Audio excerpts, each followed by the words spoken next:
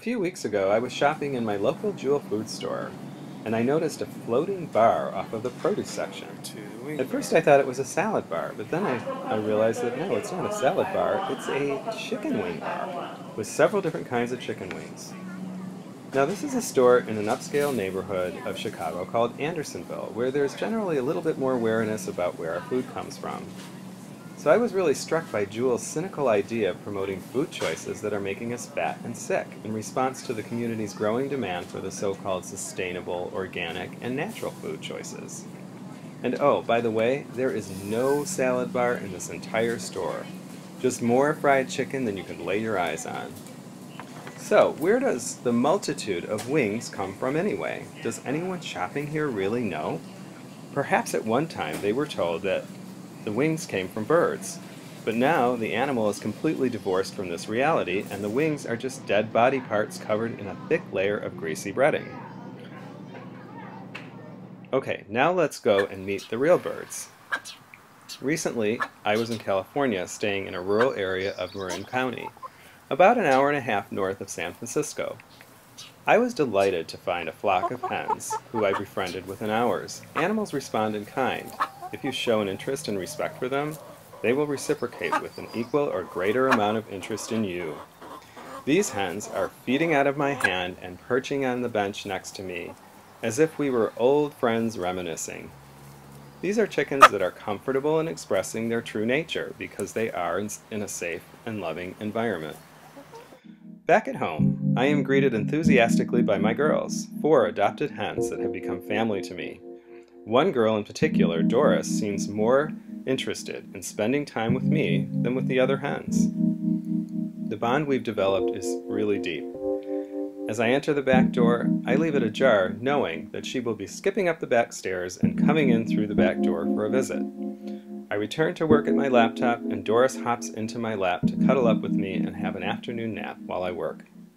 This has become somewhat of a daily ritual for us. She longs for the attention from me, and I welcome the wonderful feeling of having her so peacefully asleep in my lap. It really relaxes me as much as it relaxes her, I think. So herein lies the chicken's true nature before your eyes. The mound of wings at the bar all belong to many beautiful, sensitive birds like Doris here, that have an amazing capacity to share their lives with us. I'm so humbled by the beauty, personality, and intelligence that radiates from these birds. And here's my friend Pamela, a friend of mine who is visiting from Seattle. She had a fear of birds until she got to spend some time with Doris. My girls are among the lucky few, but the vast majority are not so lucky. In fact, 99% of the 9 billion birds raised for meat and eggs in the U.S. come from factory farms like this one. Sparbo Farms is the nation's 5th largest egg producer. This hidden camera investigation was recorded over several months, earlier this year by the animal watchdog group Mercy for Animals. Sparbo and the other titans of the poultry industry supply stores like Jewel, Costco, Target, McDonald's, and many others. After releasing this footage to the press and the authorities at the FDA, Sparbo was fired as a supplier by several top retailers, and the FDA issued its harshest warning yet to an egg factory. It's really quite remarkable what a small group of determined animal advocates can do to bring justice to animals on such a dramatic scale and with so few resources.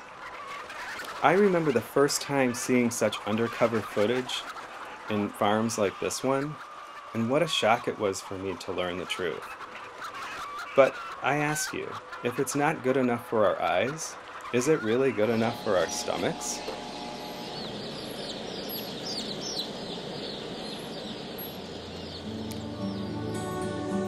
And it's equally remarkable to me how each small and humble life has such a tenacious will to live, just as we do. It has become crystal clear to me from the experience of raising these birds that their lives clearly mean as much to them as our lives mean to us.